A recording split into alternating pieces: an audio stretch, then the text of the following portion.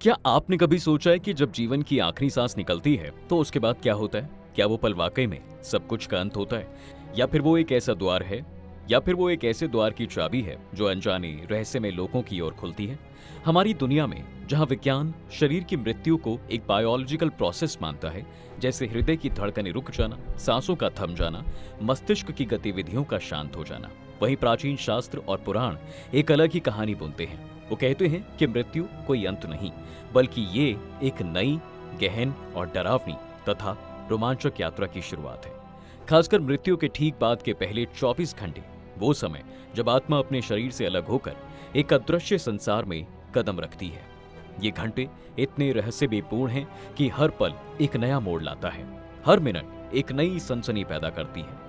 आत्मा यहाँ भ्रम में घूमती है, डरती है, याद करती है और अपने कर्मों का सम्मान करती है। ये एक ऐसी कथा है जो आपके रोंगटे खड़े कर देगी, आपके दिल को धड़काएगी और आपको सोचने पर मजबूर कर देगी कि क्या हम वाकई मौत के बाद भी जीवित रहते हैं। कल्पना कीजिए उस पल को जब जीवन की अंतिम सांस बाहर निकलती है। कमरे में चारों तरफ रोना पीटना मचा होता है। परिवार के सदस्यों की आंखों से आंसू बह रहे होते हैं। कोई चीखता है, कोई बेहोश हो जाता है, लेकिन उस मृत शरीर के ऊपर हवा में तैरती हुई आत्मा खड़ी होती है।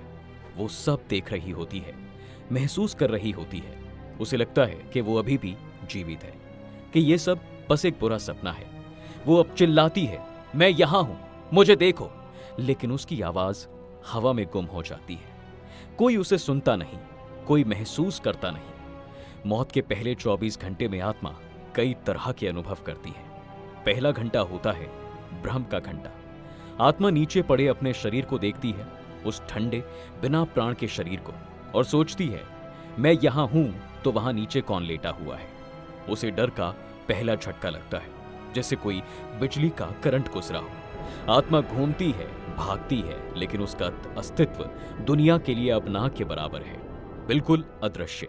शास्त्र कहते हैं कि ये वो समय है जब आत्मा अभी भी पृथ्वी से बंधी होती है, लेकिन उसका बंधन टूट चुका होता है। रोमांच की शुरुआत यहीं से शुरू होती है, जब आत्मा समझती है कि मौत ने उसे मुक्त किया है, लेकिन साथ ही कैद भी कर दिया है। जैसे जैसे समय आगे बढ़ता है, दूसरा घंटा आता है। आत्मा अब घर की ओर लौटती है, वही घर जहां उसने जीवन की हर खुशी और दुख झेला था। दीवारों में गूंजती बच्चों की हंसी, माँ की गोद की गर्माहट, पिता की सख्त लेकिन प्यार भरी डांट, सब कुछ उसे याद आता है। वो घर के अंदर घुसती है, परिवार के बीच बैठती है। वो चाहती है उन्हें सांत्वना दे, कहे कि मैं ठीक हूं, रो मत, लेकिन कोई उसे छूता नहीं, कोई उसे महसूस करता नहीं। तीसरा घंटा आत्मा के लिए और गहरा होता है। मैं कहाँ हूं, मैं कौन हूं, ये सवाल उसके भीतर गूंजते हैं। डर और आश्चर्य का मिश्रण उसे घेर लेता है। वो समझती है कि वो अब पहले वाली नहीं रही, ना शरीर है, ना इंद्रियां। शास्त्रों में वर्णित ये पल है जब आत्मा मौत को स्वीकार करने की दहलीज पर खड़ी होती है। रोमांच यहाँ पर और ज्यादा बढ़ता है, क्योंकि आत्मा अब घूमती है घर के हर कोने में। वो परिवार के सदस्यों को देखती है, कोई रो रहा है, कोई यादों में खोया हुआ है। वो उनके करीब जाती है, उनके कंधे पर हाथ रखने की कोशिश करती है, लेकिन कुछ नहीं होता। लेकिन कभी कभी परिवार वाला अचानक चौंक जाता है, जैसे किसी ने उसको छुआ हो। यह आत्मा की अदृश्य उपस्थिति है जो हवा में कंपन पैदा करती है। चौथा घंटा आत्मा को घर की हर याद से जोड़ता है। वो रसोई में जाती है जहां उसने खाना बनाया था, आंगन में जहां शामें बिताई थी, कमरे में जहां नींद आई थी।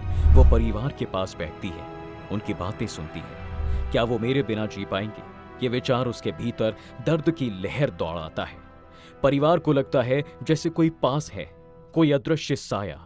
दीपक की लौ कांपती है, हवा में हल्की सी खुशबू फैलती है। ये सब आत्मा की बेचैनी है जो प्रकट हो रही है। नाटकीय अंदाज में सोचिए, आत्मा एक अभिनेता की तरह मंच पर है, लेकिन दर्शक उसे देख नहीं पा रहे। वो चीखती है, लेकिन आवाज गुम है।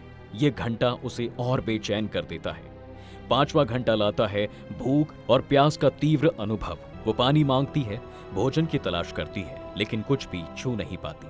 उसके भीतर जलन उठती है, जैसे कोई आग सुलग रही हो। यही वजह है कि हिंदू परंपराओं में मृत्यु के बाद जल अर्पण और पिंडदान किया जाता है।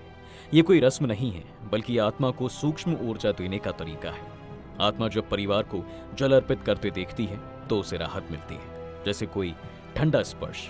रोमांच यहाँ पर वैसे और ज्यादा बढ़ता है। आत्मा की ये पीड़ा जैसे कोई थ्रिलर फिल्म में कैदी की भूख। छठा घंटा समय की धारणा बदल देता है। शास्त्र कहते हैं कि ये प्रेत लोक की पहली आहट है। आत्मा संघर्ष करती है, पृथ्वी से जुड़े रहना चाहती है, लेकिन खिंचाव बढ़ता जाता है। सातवां घंटा और तीव्र होता है। खिंचाव अब मजबूत होता है।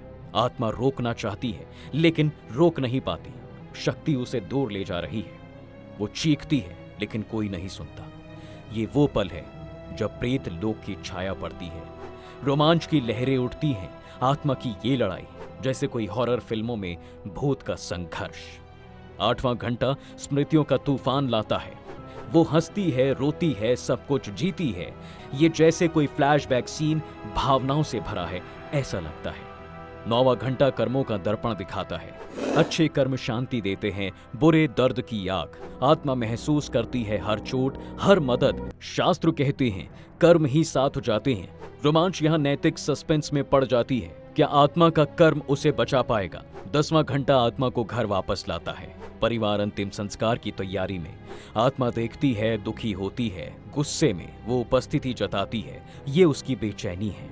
11वां घंटा अग्नि की ओर खिंचाव लाता है। अगर संस्कार हो रहा है तो शरीर राख होता है। आत्मा समझती है अब मैं मुक्त हूँ। ये डर और स्वीकृति का मिश्रण होता है। 12वां घंटा नया डर लाता है। अंधेरे से कोई देख रहा है, नाम पुकार रहा है। यमदूतों की पहली आहट। आत्मा कांपती है। अनिश्चितता में रोमांच यहाँ हॉरर में बदलता है। 13वां घंटा भूख प्यास की चरम सीमा। आत्मा प्रयास करती है, लेकिन व्यर्थ। जल अर्पण से राहत, परिवार की आवाजें धुंधली। नया द्वार खुलता है। 14वां घंटा रिश्तों की गहराई में। आत्मा प्रेम नाराजगी याद करती है। सपनों में परिवार से जुड़ती है। इस समय भावुकता चरम पर होती है। 15वां घंटा जीवन की पूरी कहानी बताता है। 16वां घंटा पछतावे की आग में जलाने लगता है। अधूरे काम, वादे, सबके बोझ तले आत्मा जलने लगती है। 17वां घंटा दो राहें दिखाता है, उजाला या अंधकार। कर्म तय करते हैं आत्मा का मार्ग क्या होगा। 18वां घंटा असली सफर की शुरुआत होता है। 19वां घंटा बेचैनी लेकर आता है। इसमें लगता है जैसे कोई परछाई पीछा कर रही हो। यमदूतों की आहट सुनाई देती है। आत्मा की असहजता चरम पर पहुंच जाती है। 20वां घंटा परिवार के पास आखिरी बार लौटना। इसमें संकेत के तौर पर कभी फोटो गिरना, दीपक बुझना, ये सब अंतिम विदाई को दर्शाते हैं। 21वां घंटा कर्मों की गिनती करता है। दर्द या शांति का अनुभव कराता है। ये निर्णायक पल होता है। 22वां घंटा अंधेरा छा जाता है। आत्मा डूबती है, भय बढ़ता जाता है। दो रास्ते साफ साफ नजर आने लगते हैं। 23वां घंटा एक अदृश्य द्वार दिखता है। पुण्य से उजाला, पाप से अंधकार का दरवाजा दिखता है। 24वां घंटा यात्रा का चरम होता है। अब यहाँ से आगे बढ़ना अनिवार्य हो जाता है। यमदूत उसे लेकर चलने लग जाते हैं। लेकिन ये कहानी यहाँ पर खत्म नहीं होती। आत्मा अब 13 दिनों की यात्रा पर निकलती है, जहाँ हर दिन नए लोग, नए अनुभव। फिर 49 दिन का निर्णायक चरण, जन्म या मोक्ष। परिवार की प्रार्थनाएं, दान, दीप, सब आत्मा को सहारा देते हैं। तो दोस्तों, ये थी आत्मा के शरीर छोड़ने के पहले 24 घंटे की कहानी। सोचिए, क्या आपने कभी मृत प्रियजन की उपस्थिति महसूस की? क्या वो आपको सपने में मिले? अगर हाँ, तो कमेंट में अपना अनुभव साझा करें। इसके अलावा वीडियो अच्छी लगी हो तो लाइक और शेयर जरूर करें। साथ ही हमारे चैनल द डिवाइन टेल्स को सब्सक्राइब करना बिल्कुल ना भूलें।